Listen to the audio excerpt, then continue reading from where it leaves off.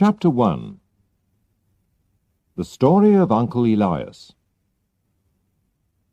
In September 1887, my wife was visiting some of her family.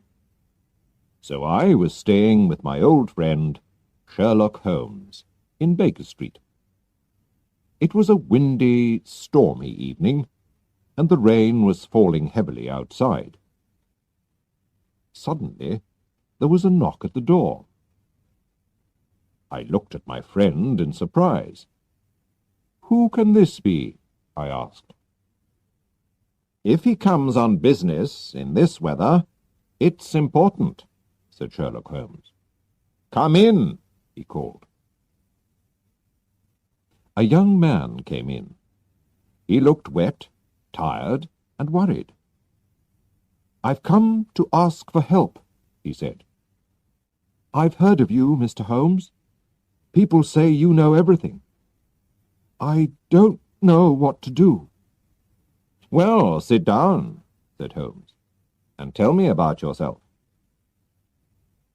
The young man sat down and put his wet feet near the fire. "My name is John Openshaw. My father, Joseph, had a brother, my uncle Elias, who went to live in America when he was young. He made a lot of money there. He didn't like the black Americans, so during the Civil War he fought against the men from the North and with those from the South. But when the South lost the war and there was equality for black people, Uncle Elias left America. So in 1869 he came back to England and went to live in a large house in the country.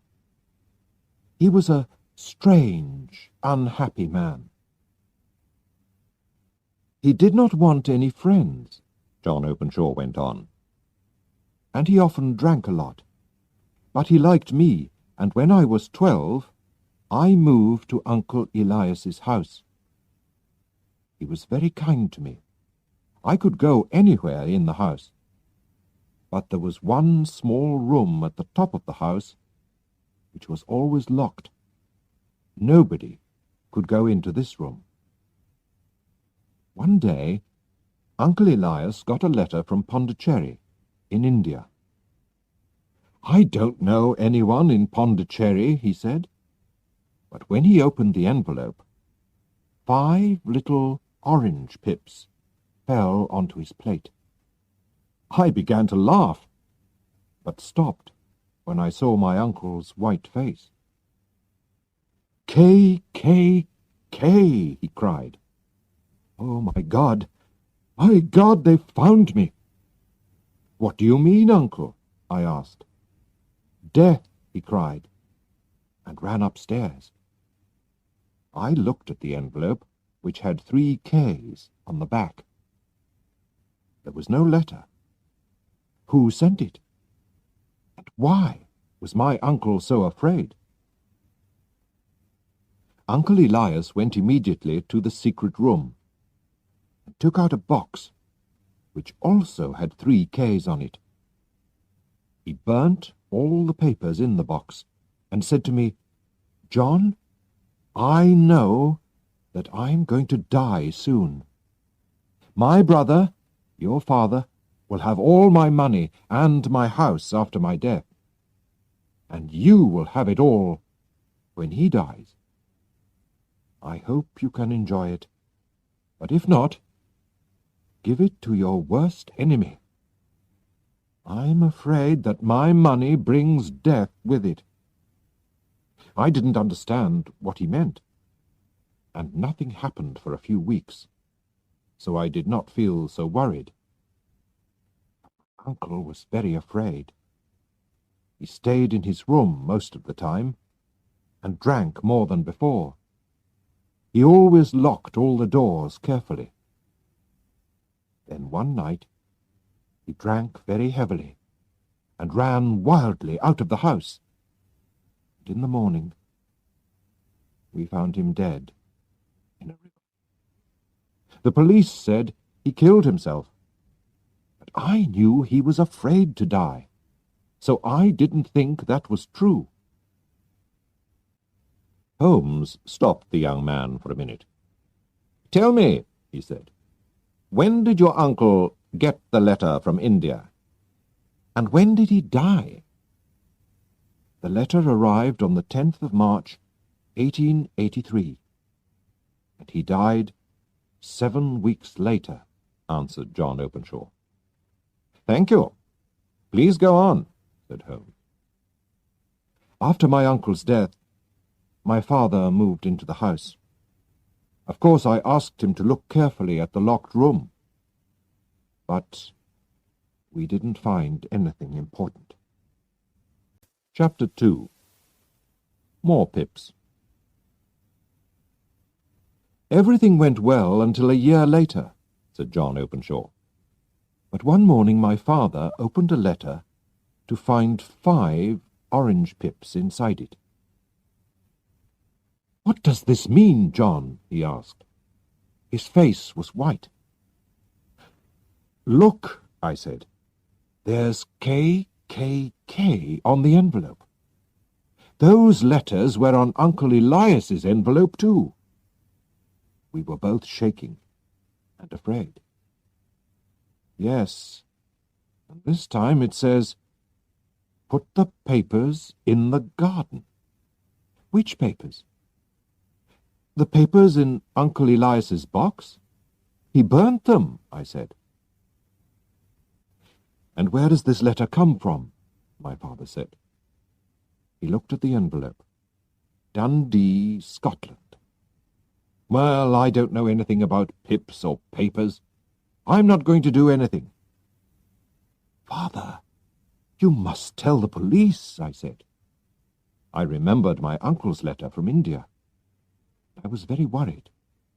'No, they'll laugh at me. Let's just forget about it,' he replied. 3 days later, my poor father went to visit an old friend who lived some miles away. But he never came back. The police said that he was walking home in the dark when he fell down a hill. He was badly hurt, and he died soon after. They decided it was an accident, but I didn't agree. I thought it was murder. And I could not forget the 5 orange pips and the strange letters to my uncle and my father. But I've tried to forget, and I've lived alone in that house for nearly 3 years now. And yesterday, I got this." The young man showed us an envelope with KKK on the back and 5 small orange pips. "You see," he said, "it comes from East London, and it says, 'Put the papers in the garden.' Those are the words that were in the letter to my father." "So, what did you do next?" asked Holmes. "Nothing," answered Openshaw. He put his head in his hand. "I don't know what to do. I'm afraid." "Nothing?" cried Holmes. "Young man, you must do something fast. You're in danger." "Well, I've talked to the police," said Openshaw unhappily. "But they laughed at me. They think that there's nothing to worry about." "How stupid they are!" cried Holmes. "And why didn't you come to me immediately? Your enemies have had almost 2 days to make a plan. Haven't you found anything which will help us?" "Well, I found this in the locked room," said John Openshaw. He showed us a small, half-burnt piece of paper. "It was with my uncle's papers. It's his writing. Look, it says, 'March the 7th, 1869, sent the pips to 3 people, Brown, Robinson, and Williams. March the 9th, Brown left. March the 10th, Williams left. March the 12th, visited Robinson and finished business with him. "Thank you," said Sherlock Holmes. "And now you must hurry home. Put this paper into your uncle's box. Put in a letter which says that your uncle burnt all the other papers. And put the box outside in the garden. I hope your enemies will be happy with that. And then you won't be in danger any more. How are you going home?" "By train, from Waterloo Station," replied Openshaw. "There'll be a lot of people in the streets, so I think that you'll be all right. But be careful." "Thank you, Mr. Holmes," said Openshaw. "I'll do everything you say." He went out into the dark night, the wind, and the rain. Chapter 3. K. Sherlock Holmes sat silently and watched the fire. Then he said to me, "John Openshaw is in real danger. Why did his uncle Elias have to leave America?" "Because he had enemies. When he came back to England, he was afraid. That's why he lived a lonely life and locked all his doors so carefully. Now, where did those letters come from? Did you see?" "The first from Pondicherry in India, the second from Dundee in Scotland, and the third from East London," I answered. "Does that tell you anything?" asked Holmes. "They're all seaports." "The writer was on a ship when he wrote the letters," I replied. I was pleased with my answer.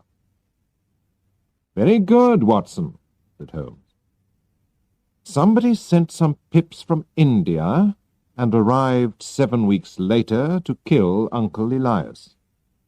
Then he sent some pips from Scotland and arrived 3 days later to kill John's father. You see why I'm worried now? He has sent pips to John from London. John's enemy is in London already." "Good God, Holmes," I cried. "Who is this man?" "More than one man, I think. They belong to the Ku Klux Klan. That explains the KKK. Haven't you ever heard of it? It's a very secret group. In 1869, Uncle Elias, who belonged to this secret group, suddenly left America with all their papers. And so, the group could not go on. Of course, the group wanted to get the papers back. You remember the half-burnt paper? That was Uncle Elias's American diary. While he was working for the KKK, he sent the pips to frighten those 3 men. 2 left the country, but 1 didn't. So the KKK finished business with him. Or killed him. The KKK always worked like that." "Well, I hope they won't kill young Openshaw," I said. Chapter 4. The Last Deaths. But they did. The next morning we read in the newspaper that John Openshaw was dead. A policeman found him in the river near Waterloo Station. The police said it was an accident, but Holmes was very angry about it. "He came to me for help, and those men murdered him. I'm going to find them if it's the last thing I do," he said to me, and he hurried out of the house. In the evening, when he came back to Baker Street, he was tired, but pleased. "Watson," he said, "I know the names of Openshaw's enemies, and now I'm going to send them a surprise. This will frighten them." He took 5 pips from an orange and put them in an envelope. On it he wrote, "S.H. for J.C. I'm sending the pips not from the KKK, but from me, Sherlock Holmes, to Captain James Cahoon. His ship is called the Star. He and his men are sailing back to Georgia, USA, now. "How did you find him, Holmes?" I asked. "Ship's papers," he said. "I've looked at hundreds of them today. Only one ship, the Star, was in the 3 ports at the right times, and this morning the Star left London to sail back to Georgia. I found out that the captain and 2 of his men, all Americans, weren't on the ship last night. So I'm sure they killed poor John Openshaw. When they arrive in America, they'll get the pips, then the police will catch them." Sherlock Holmes is a very clever detective, but he can do nothing about the weather. The winter storms at sea that year were worse than ever. And so the Star never arrived in Georgia, and nobody saw the captain or his men again. The murderers of John Openshaw did not get the pips, but in the end, death came to them.